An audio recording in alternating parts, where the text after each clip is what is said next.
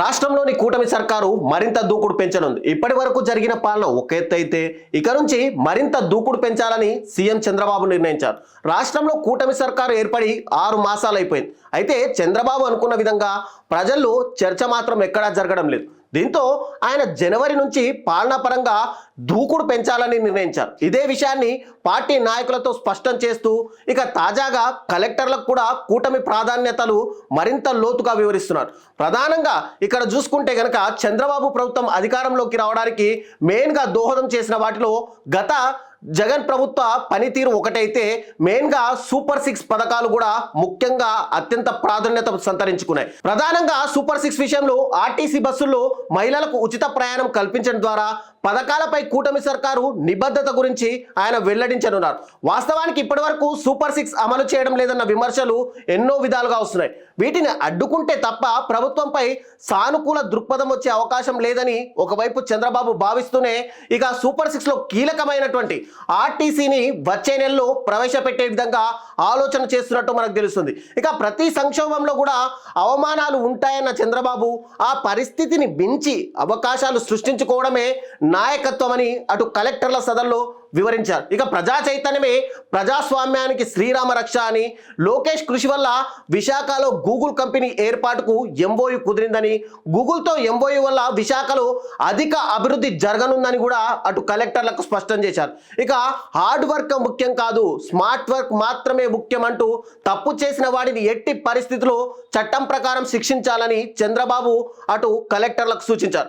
గత 5 ఏళ్ల పాలనలో జగన్ పాలనలో రాష్ట్ర బ్రాండ్గా దెబ్బతిందని అనే మరోసారి ఆయన స్పష్టం చేశారు. ఇక్కడ మనం ఒక విషయం గుర్తించుకోవాల్సిన ఉంది. ప్రతిసారి అటు ఉన్నతాధికారుల సమావేశాల్లో కావచ్చు, కలెక్టర్ల సమావేశాల్లో కావచ్చు, చంద్రబాబు ప్రతిసారి మాట్లాడే విషయం గత 5 ఏళ్ల పాలనలో రాష్ట్ర బ్రాండ్ పూర్తిగా దెబ్బతింది. వేల కోట్ల రూపాయలు అంటే 7 లక్షల వేల కోట్ల రూపాయల అప్పులు రాష్ట్ర ప్రభుత్వంపై పడిపోయాయి.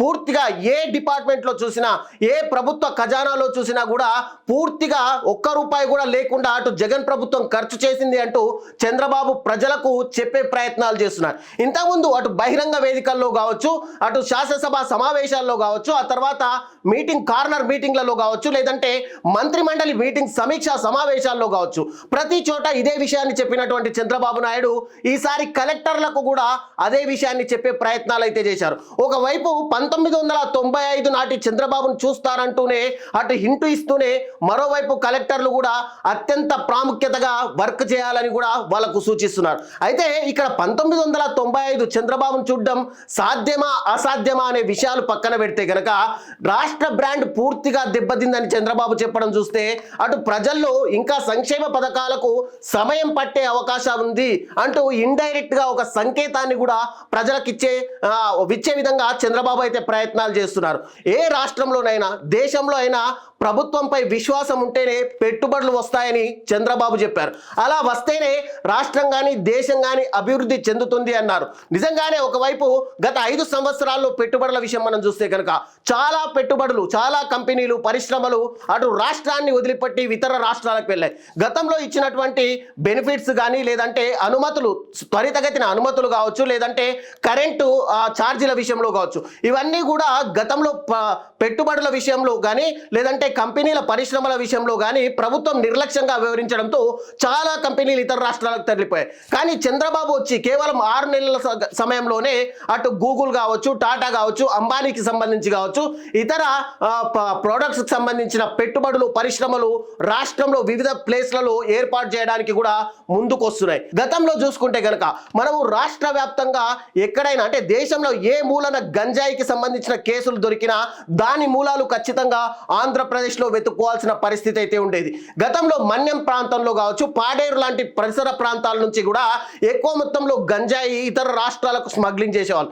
ఏ ఒక్క మర్డర్ కావచ్చు, లేదంటే అఘాయిత్యాల వెనుక కూడా ఖచ్చితంగా ఆ గంజాయి మాఫియా అనేది ముఖ్యంగా ఉండే అవకాశాలు ఉన్నాయి. కానీ ఇప్పుడు గంజాయి పైన ఉక్కుపాదం మోపుతూ ఏదైతే సబ్ కమిటీ మంత్రివర్గ ఉపసంఘాన్ని ఏర్పాటు చేశారో చంద్రబాబు, దాంట్లో భాగంగా కమిటీ వచ్చిన తర్వాత కాస్త గంజాయి కేసులు కూడా తగ్గాయని మనము ఇక్కడ స్పష్టంగా విధంగా చెప్పుకోవచ్చు. దానికోసమే గంజాయి బ్యాచ్ ని ఎక్కడికక్కడ అణచివేసే ఉద్దేశంలోనే కొత్తగా ఈగల్ టీమ్ ని కూడా అటు చంద్రబాబు ఇంట్రడ్యూస్ చేశారు. ఇక మరోవైపు చూసుకుంటే కనుక రేషన్ బియ్యం మాఫియాను పెకిలించాలని 3 నెలల్లోనే రేషన్ బియ్యం మాఫియాను అణిచివేయాలని కూడా అధికారులకైతే పిలుపునిచ్చారు. అయితే ఏదైతే కాకినాడ పోర్టు విషయంలో పవన్ కళ్యాణ్ అక్కడ ముఖ్యంగా కలెక్టరు సింగం సినిమా స్టైల్లో అటు పోర్టులోంచి వెళ్ళిపోయి ఆ షిప్ను ఆపి ఏదైతే బియ్యాన్ని సీజ్ చేశారో ఆ తర్వాత డిప్యూటీ సీఎం పవన్ కళ్యాణ్ కూడా అటు కాకినాడ పోర్టులో షిప్ లో వెళ్ళి మరి సీజ్ ద షిప్ అంటూ ఒక సంచలన వ్యాఖ్యలు చేస్తూ అటు హీరో లెవెల్లో ఆయన ఒక డైలాగ్ కూడా అక్కడ వదిలేశారు. ఇది ఎంత సర్క్యులేట్ అయిందో కూడా మనం అందరం చూసాం. కేంద్ర ప్రభుత్వ నిధులను కూడా దారి మళ్లించారని చంద్రబాబు కలెక్టర్ల మీటింగ్ లో చెప్పారు. ఇక కూటమి సర్కారు నూతనంగా 20 విధానాలు తీసుకొచ్చిందన్న సీఎం 20 లక్షల మందికి ఉద్యోగ అవకాశాలు కల్పించేలా కృషి చేస్తున్నామని, అమరావతి కోసం ఇప్పటికే 31,000 కోట్లు సేకరించామని తెలిపారు. గత ప్రభుత్వ హయాంలో టోటల్ గా 3 రాజధానుల అంశాన్ని తెరపైకి తీసుకురావడంతో ఒకవైపు విశాఖపట్నం, మరోవైపు అమరావతి, మరోవైపు కర్నూలు అంటూ ఇలా 3 రాజధానుల అంశాన్ని తెరపైకి తేవడంతో ఒక ప్రశ్నార్థకంగా మిగిలిపోయింది. గతంలో చంద్రబాబు హయాంలో అంటే 2014 నుంచి 2019 మధ్య కాలంలో చూసుకుంటే కనుక అమరావతి పునర్నిర్మాణం కోసం, అమరావతి నిర్మాణం కోసం కొన్ని వేల కోట్ల రూపాయలు కూడా ఖర్చు చేశారు. ఏకైక అంటే దేశంలో రాజధాని లేని రాష్ట్రం ఏదైనా ఉంది అంటే అది కేవలం ఆంధ్రప్రదేశ్ అంటూ మీమ్స్ కూడా అప్పట్లో సర్క్యులేట్ అయ్యాయి. ఇక టోటల్ గా ఇప్పుడు మళ్ళీ కూటమి ప్రభుత్వం అధికారంలోకి రావడం, కేంద్రంలో ఎన్డీఏలో టీడీపీ కూడా భాగస్వామి అయి ఉండడంతో ఇక కేంద్రం నుండి కూడా అత్యధిక మొత్తంలో నిధులు కూడా వస్తున్నాయి. ఇప్పటికే ప్రపంచ బ్యాంకుకు సంబంధించి 15,000 కోట్ల రూపాయలు కూడా అటు షూరిటీ కింద అమరావతికి ఇచ్చే ప్రయత్నాలు చేస్తుండగా, మరోవైపు కేంద్రం కూడా అత్యధికంగా అమరావతిలో బిల్డింగ్ కన్స్ట్రక్షన్స్ కావచ్చు, రోడ్ల కన్స్ట్రక్షన్ కావచ్చు, చుట్టుపక్కల ఉన్నటువంటి రింగ్ రోడ్డు కన్స్ట్రక్షన్ కావచ్చు, అత్యధిక మొత్తంలో నిధులను కూడా సమకూరుస్తుంది. గత 10-15 సంవత్సరాల నుంచి ఈ పోలవరం ఇష్యూ అనేది ఎక్కడికక్కడ కొనసాగుతూనే ఉంది. ఇక 2014లోనే చంద్రబాబు హయాంలో పోలవరం కంప్లీట్ అవుతుంది అనుకున్నా అది ఒకవైపు కంప్లీట్ కాని నేపథ్యంలో ఇక జగన్మోహన్ ప్రభుత్వంలో 90% పోలవరం పనులు పూర్తయ్యాయని చెప్పారు. కానీ ఇప్పటికీ కూడా ఆ పనులు పూర్తి కాకపోవడం, ఇక మట్టాన్ని ఏదైతే ఆ పోలవరం ఎత్తుని టోటల్ గా 45 నుంచి 41కి మారుస్తారని, 41 నుంచి 45కు మారుస్తారని ప్రతిసారి ఈ సస్పెన్స్ మధ్య ఈసారి పోలవరం 2027 లోపు తీర్చి అంటే పూర్తి చేసుకుంటాము అంటూ కూడా చంద్రబాబు కలెక్టర్ల సమావేశంలో అయితే డిక్లేర్ చేసేశారు. ఇక 3 నెలలకు కలిపి ఒకేసారి పింఛనిచ్చేలా విధానం తెచ్చిన ఘనత కూడా కూటమి ప్రభుత్వాందే అంటూ చంద్రబాబు మరొకసారి తన డబ్బా కొట్టుకునే ప్రయత్నాలు అయితే చేశారు. ఇక ఇసుక మాఫియా గురించి చూసుకుంటే కనుక ఇసుక మాఫియాని పూర్తిగా అంతరించేశాం, రాష్ట్రంలో ఇసుక మాఫియా అనే లేదు, పూర్తిగా ఇసుకని ఉచితంగా ఇస్తున్నాము అంటూ కూడా చంద్రబాబు తెలియజేసే ప్రయత్నాలు అయితే చేశారు. కానీ ఇక్కడ మనం గుర్తించుకోవాల్సిన విషయం ఏంటంటే ఇప్పటికీ కూడా రాష్ట్రంలో ఎక్కడా కూడా ఉచిత ఇసుక విధానము పూర్తిగా అమలవుతున్న దాఖలాలు కనిపించట్లేదు. ఇసుక ఉచితమే అని చెప్పినా కూడా అక్కడ లోడింగ్ కి కానీ లేదంటే కార్మికులకు కూడా ఎక్కువ మొత్తంలో డబ్బులు వసూలు చేస్తున్నారంటూ ఒక అపోహ కూడా ఉంది. మరోవైపు అటు ఎమ్మెల్యేలకు, మంత్రులకు చంద్రబాబు ఎప్పటికప్పుడు ఆదేశాలు ఇస్తున్నప్పటికీ కూడా అక్కడి నాయకులు, మంత్రులు ఇప్పటికీ కూడా ఇసుక విధానంలో మళ్ళీ వేలు పెడుతున్న పరిస్థితులు అయితే మనకు కనిపిస్తున్నాయి. ఇక నెక్స్ట్ మనం చూసుకుంటే కనుక భూ కబ్జాలను కూడా ఎక్కడికక్కడ వీటన్నింటిని కూడా ఆర్టీజీఎస్ పరిధిలోకి తీసుకొచ్చి ఒక యాప్ తయారు చేసి ఆ యాప్ ద్వారా ఎవరి సమస్యలు అప్పటికప్పుడే టోటల్ గా సెటిల్ చేయాలంటూ కూడా చంద్రబాబు అటు అధికారులను అయితే ఆదేశించారు. ఇతర రాష్ట్రాల్లో మనం ఇస్తున్న పెన్షన్లు సగం కూడా ఇవ్వట్లేదు అంటూ కూడా చంద్రబాబు చెప్పే ప్రయత్నాలు చేశారు. ఇక దీపం 2 కింద ఇప్పటికే 40 లక్షల మందికి ఉచిత గ్యాస్ సిలిండర్ల పంపిణీ పూర్తయిందని చెప్తున్న చంద్రబాబు ఇక్కడ మనం ఒక విషయం అయితే గుర్తుంచుకోవాలి. ఇప్పటికే ఈ బడ్జెట్ సమావేశాల్లో టోటల్ గా బడ్జెట్ చూసుకుంటే కనుక దీపం 2 కింద 40 లక్షల మందికి ఉచిత గ్యాస్ సిలిండర్లు ఇచ్చినప్పటికీ కూడా మరి నెక్స్ట్ ఆర్థిక సంవత్సరానికి సంబంధించి ఎలాంటి వెసులుబాటు ఇస్తారు అనే దాని మీద కూడా స్పష్టత ఇక్కడ రావాల్సి ఉంది. ఇక వచ్చే ఏడాది స్కూళ్ల ప్రారంభం నాటికి టీచర్ పోస్టుల భర్తీ చేస్తామని కూడా చంద్రబాబు అయితే హామీ ఇచ్చారు.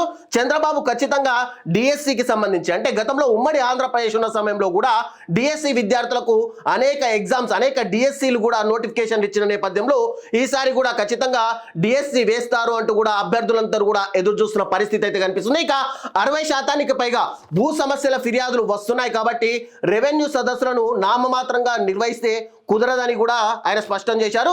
90% సమస్యలు 5-6 శాఖల్లోనే ఉంటున్నాయన్న చంద్రబాబు ఇక సంక్రాంతి నాటికి మెయిన్గా ఇక్కడ మనం గుర్తించుకోవాల్సింది సంక్రాంతి నాటికి R&B రోడ్లపై గుంతలు ఉండకూడదు అంటూ అధికారులను అయితే ఆదేశించారు. ఇక అదే సమయంలో చూసుకుంటే కనుక అమరావతి రాజధాని నిర్మాణానికి ఇక పరుగులు పెట్టించనున్నాము అంటూ కూడా మరోసారి స్పష్టం చేశారు. దీనికి సంబంధించి ఇప్పటికే ప్రణాళికలు కూడా పూర్తయ్యాయి. గతంలో ఇచ్చిన టెండర్లను రద్దు చేసి ఇప్పుడు కొత్తగా మరోసారి టెండర్లను పిలుస్తామని, జనవరి నుంచి ఈ పనులు కూడా ప్రారంభిస్తాము అంటూ కూడా చంద్రబాబు అయితే హామీ అయితే ఇచ్చారు. ఇక మరోవైపు మనం చూసుకుంటే కనుక రేషన్ మాఫియా మాట్లాడుకున్నాం. ఇక మద్యం మాఫియా గురించి మాట్లాడుకుంటే గత 5 సంవత్సరాల కాలంలో జే బ్రాండ్ కావచ్చు, ఇతర బ్రాండ్లు కావచ్చు, ప్రెసిడెంట్ మెడల్ అంటూ కొత్త బ్రాండ్లు ఆంధ్రప్రదేశ్ రాష్ట్రంలో తీసుకొచ్చి టోటల్ గా మద్యం మాఫియాని ఏరులై పారించారు. ఇక్కడ మద్యం టెండర్ల విషయంలో కూడా అటు అధికారులను కానీ లేదంటే ఎమ్మెల్యేలను మంత్రులను ఎక్కడ జోక్యం చేసుకోవద్దు అని చెప్పినప్పటికీ కూడా ఇప్పటికీ కూడా అధికారులు టెండర్ల విషయంలో కావచ్చు, ఇతర అటు షాప్ల విషయంలో కావచ్చు టోటల్ గా మంత్రులు ఇన్వాల్వ్ అవుతున్న పరిస్థితి అయితే కనిపిస్తుంది. ఒకవైపు 1995 నాటి చంద్రబాబును చూస్తామని చెప్తున్న చంద్రబాబు మరి ఆ దిశగా ఎందుకు అడుగులు వేయట్లేదు? ఒకవైపు అధికారులు గత ప్రభుత్వ వాసనలు ఉన్నాయి అని పదే చెప్తున్న చంద్రబాబు వాటిని నిర్మూలించడానికి ఎందుకు సరైన జాగ్రత్తలు తీసుకోవట్లేదు అనేది కూడా ఒక ప్రశ్నార్థకంగా మారింది. ఇక మరోవైపు కలెక్టర్ల సమావేశంలో జనవరి 1వ తేదీ నుంచి డిజిటల్ పాలనను మరింత పెంచనున్నామని, దీనిలో భాగంగా వాట్సాప్ సేవలను కూడా అందుబాటులోకి తీసుకొస్తామని, తద్వారా ఇప్పటి వరకు ఆఫీసుల చుట్టూ తిరుగుతున్న వారందరికీ కూడా ఉపశమనం కల్పించనున్నాము అంటూ కూడా చంద్రబాబు అయితే ఆదిచ్చారు. అదే విధంగా చూసుకుంటే కనుక జనవరి నుంచి రేషన్ బియ్యం స్థానంలో సొమ్ములు ఇవ్వాలన్న ప్రతిపాదనను కూడా ప్రయోగాత్మకంగా అంటే శ్రీకాకుళం, అనంతపురం జిల్లాల్లో కూడా అమలు చేయాలి అని కూడా చంద్రబాబు అయితే భావిస్తున్నారు. ఇక టోటల్ గా చూసుకుంటే కనుక మనం మాట్లాడితే కనుక అలాగే కొత్త జిల్లాలపై కూడా మరోసారి ప్రజల అభిప్రాయాలను సేకరించున్నారు. అయితే గత ప్రభుత్వ హయాంలో 13 జిల్లాలుగా ఉన్నటువంటి ఆంధ్రప్రదేశ్ ని టోటల్ గా 26 జిల్లాలుగా మార్చారు. ఇప్పుడు ఆ జిల్లాలని మళ్ళీ పునర్విభజనపై కూడా చంద్రబాబు మరోసారి ప్రజల అభిప్రాయం తెలుసుకునే విధంగా అయితే కొనసాగుతుంది. ఇక మెజార్టీ ప్రజల అభిప్రాయం మేరకే నిర్ణయం తీసుకునే అవకాశాలు. ఇలా జనవరి నుంచి పాలనా పరంగా దూకుడు పెంచే దిశగా చంద్రబాబు అడుగులు వేస్తుండడం మనం ఇక్కడ గమనార్హంగా అయితే చెప్పుకోవాలి.